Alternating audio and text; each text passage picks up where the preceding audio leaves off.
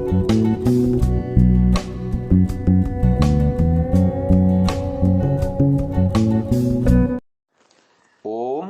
नमस्ते जी।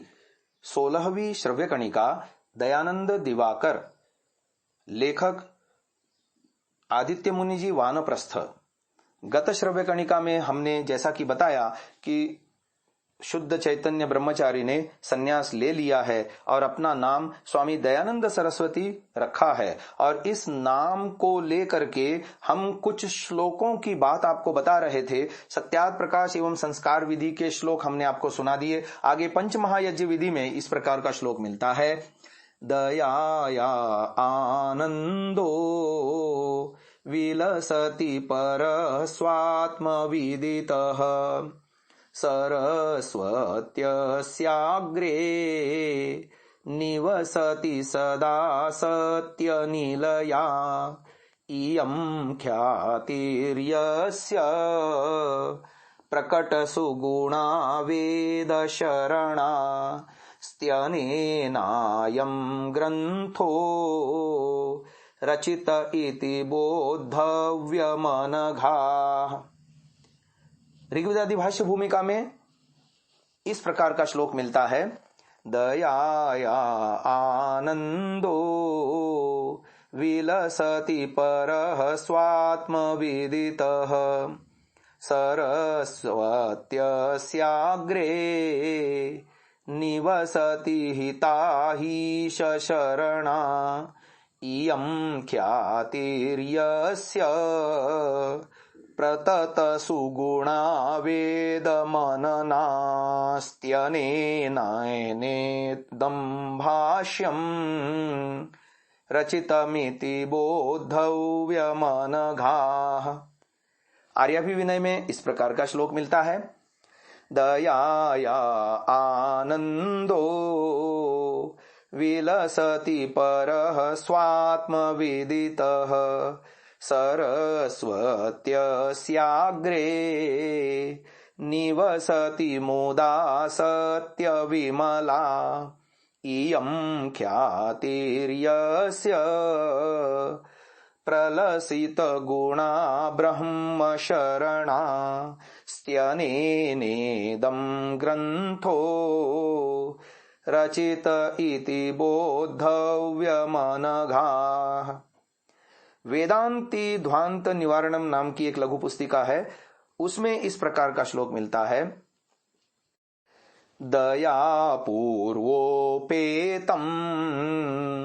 परम परमाख्यातुमनघाः गिरायानं जानन्त्यमतिमत विध्वंसविधिना सवेदान्तश्रान्तानभिनवमतभ्रान्तमनसः समुद्धर्तुं श्रौतं प्रकटयति सिद्धान्तमनिशम्। और अंतिम प्रमाण दे रहे हैं गो करुणा निधि का, जिसमें इस प्रकार का श्लोक मिलता है।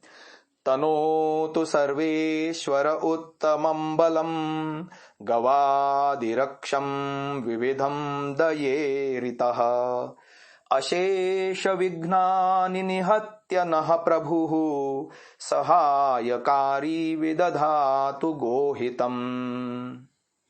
जो पूर्ण विद्वान, जितेंद्रिय, विषय भोग की कामना से रहित, परोपकार करने की इच्छा से युक्त पुरुष हों, वही ब्रह्मचर्याश्रम ही से संन्यास लेवें। यह लेख सत्यार्थ प्रकाश में ऋषिवर दयानंद जी का पंचम समुल्लास में हमको मिलता है। तो इस प्रकार हमने देखा कि महर्षि दयानंद जी ब्रह्मचर्य शुद्ध चैतन्य नाम को त्याग करके स्वामी दयानंद सरस्वती ये नाम ग्रहण कर लिया है, और यहां से ये दोनों साधु यानी पूर्णानंद सरस्वती और शिव चैतन्य अपने अपने गंतव्य स्थानों को चले गए, और स्वामी दयानंद जी सरस्वती ने भी आगे व्यासाश्रम के लिए प्रस्थान किया। अब यहां से अध्याय तीसरा आरंभ होता है, जिसका शीर्षक है योग विद्या शिक्षा के 6 वर्ष। चैत्री संवत 1905 विक्रमी से 1911 विक्रमी पर्यंत का कालावधि है। अब व्यासाश्रम की बात बता रहे हैं। शुकेश्वर तीर्थ नर्मदा के दक्षिणी तट पर है और उत्तरी तट पर व्यास तीर्थ है। यहां व्यास जी के नाम पर व्यासाश्रम है। नर्मदा की एक धारा आश्रम के उत्तर की ओर भी बह रही है, इसलिए यह आश्रम द्वीप में परिणत हो गया है। इसके अगल बगल चारों तरफ झंझर, ओरी, कोही बभू, अनसुया आदि तीर्थ हैं। चाणोद से अनसुया तक नौका से आना जाना पड़ता है। स्वामी दयानंद सरस्वती भी इन सभी तीर्थों में योगियों के संधान में घूमे थे और अंत में निराश होकर वे व्यास तीर्थ में पहुंच गए थे। स्वामी दयानंद सरस्वती जून 1849 ईस्वी के मध्य में अर्थात गुजराती संवत 1905 के ज्येष्ठ मास के कृष्ण पक्ष में किसी समय व्यासाश्रम आए थे। वहां पहुंचने के साथ ही एक साधु तुम दयानंद सरस्वती हो ऐसा कहकर उन्हें व्यासाश्रम में ले गया। तब स्वामी दयानंद सरस्वती चकित हो गए, क्योंकि वे नहीं समझ सके कि उसको इनका नाम कैसे मालूम हो गया था। उसने रहने के लिए उनको एक कुटिया दे दी और खाने के लिए आश्रम के फलवान वृक्ष दिखा दिए। वहां एक अतिवृद्ध साधु को दिखाकर उन्होंने कहा, इनकी सेवा का भार तुम्हारे ऊपर रहा, ये तुम्हें योग विद्या की शिक्षा देंगे और बीच बीच में मैं तुम्हारी विद्या की परीक्षा लूंगा, मन को शांत रखो। साधु बाबा का नाम स्वामी योगानंद था। इनके साथ रहते हुए स्वामी दयानंद योग विद्या सीखने लगे। अब दिनचर्या कैसी थी इस विषय में बता रहे हैं। उन्होंने दयानंद की दिनचर्या का कार्यक्रम इस प्रकार बनवा दिया था। रात्रि के तृतीय प्रहर में शैया से उठकर सूर्योदय तक धारणा और ध्यान में बैठे रहना। सवेरे नित्य कर्म और नैमित्तिक कर्म के बाद योग शास्त्रों का स्वाध्याय करना और अल्प समय के लिए शंका समाधान करना। दोपहर में आहार आदि के बाद विश्रामांत में क्रिया योग का अभ्यास करना।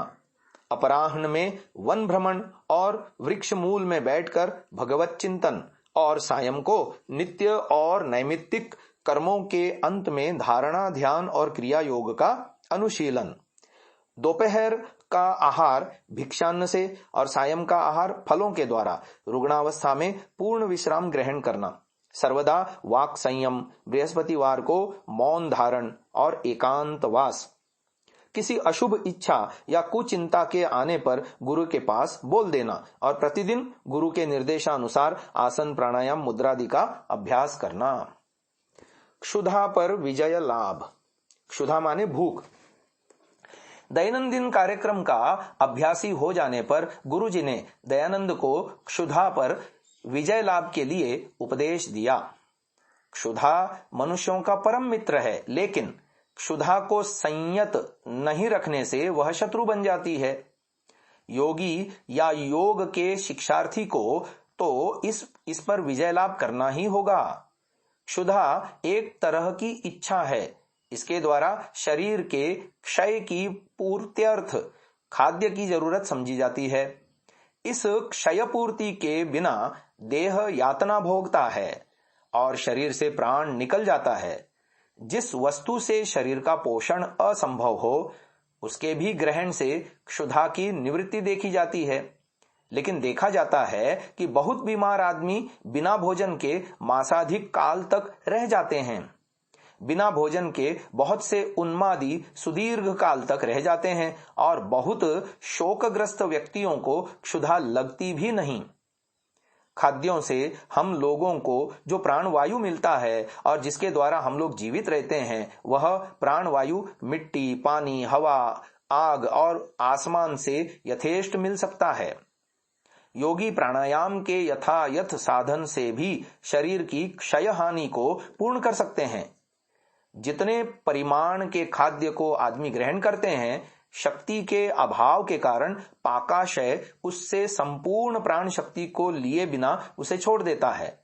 लेकिन प्राणायाम से शक्ति वृद्धि होने पर योगी पंचभूतों से भी अपनी जरूरत के अनुसार प्राणवायु लेकर जीवित रह सकता है। दैनंदिन श्रमादि के द्वारा देह के उपादानों का क्षय होता है। आहार आदि के द्वारा उसकी पूर्ति हो जाती है। अल्प श्रम होने से आदमी अल्पभोजी होता है, श्रम अधिक होने से अधिक भोजी होता है। श्रमादि की स्वल्पता से शरीर का स्वल्प क्षय और स्वल्पाहार का प्रयोजन होता है। अंतःकरण सात्विक आनंद से, चिर तृप्ति से, मन में संतोष रहने से और शरीर निश्चल रहने से देह का क्षय नहीं होता है। सुदीर्घ चिंतन के द्वारा भी क्षुधा की निवृत्ति होती है। दुश्चिंता से शरीर का क्षय ज्यादा होता है और प्रगाढ़ आनंद पूर्ण चिंतन के द्वारा शरीर की वृद्धि होती है। आनंद स्वरूप परमात्मा में अपने को नियमित रूप से उपासना के अंदर निमज्जित रखने से शरीर और मन अपक्षय से बचकर सदा प्रफुल्लित कमल के रूप में रहते हैं। आगे की चर्चा हम कल के श्रव्य कणिका में सुन पाएंगे। इसे यहीं विराम देते हैं। ओम।